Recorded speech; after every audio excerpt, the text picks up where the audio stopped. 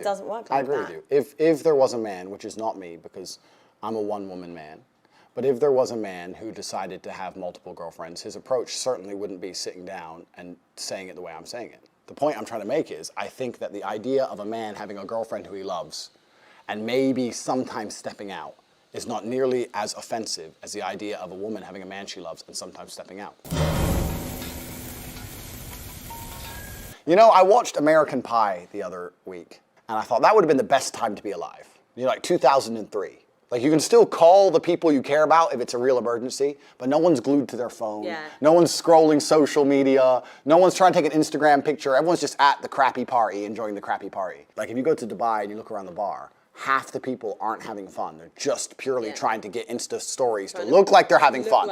So it's pure like, ha, ha, ha, ha, ha. Okay, it's off. I think that a lot of people now are doing things not because they enjoy them, because other people will think they're having fun, and it's more about creating envy as opposed to actually enjoying yourself. Right. If you go on a really fun night out, you don't take your phone out. So when I see someone who went on a night out and took 20 stories dancing and laughing and having a great time, I know they're bored. Yeah, they're not in the moment. Do you know what I mean? Because if you really have a great night out, you don't take any stories and you forget to check your phone. Social media has completely and utterly changed the world.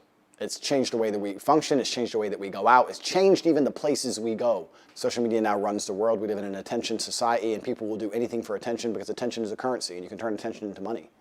Jake Paul is not rich because he's a boxer. He's rich because he used the attention he gets and monetized it via boxing. So in the attention economy we now live in, you have to understand that your attention is valuable, especially as a man. And women are out here today trying to extract your attention from you without returning anything. That's what the male-female friendship is. In the old days, man would give attention in return for sex. But nowadays, men just give attention and don't get any sex back. And that's what you have to be very, very careful of. Your attention is extremely valuable. So for all the men out there, if you're following a woman and you have zero chance of fucking her and she ain't replying to your DMs, stop following her. Like, when's the last time you truly, truly lived in the moment? I personally live in the moment a lot. No, but that's a good thing, right? That's a beautiful thing. And that's actually an asset. Like, my brother is very similar to that. But the problem is, if you live very, very much in the moment and you're not on your phone, I feel like, and I can only talk from the masculine perspective, you're not competitive. Because as a man, you need to be doing things, talking to people, making money, moving things, etc. You have to be on your phone all the time. Really like how you just delivered what you said, but I just find it crazy how we've just sat and said about people need to live in the moment and that, but then like you've sold courses trying to explain to people how to be like that. It's just aspire for this. I understand what you mean, but unfortunately, and it's an unfortunate reality of the world, is that it's player versus player. Like if you go to a video game, if you play Call of Duty, right? There's 20 people in there and we're all trying to kill each other. And the world is very, very similar financially. I'm not saying we should be out here killing each other, but I'm trying to explain that there's a certain amount of resource and everyone's trying to get it. And I understand your perspective, but your perspective is feminine, as it should be because you're a woman, right? But the masculine imperative and the masculine perspective is you have to understand that life is war. It's a war for the female you want. It's a competition. Every man's trying to get her.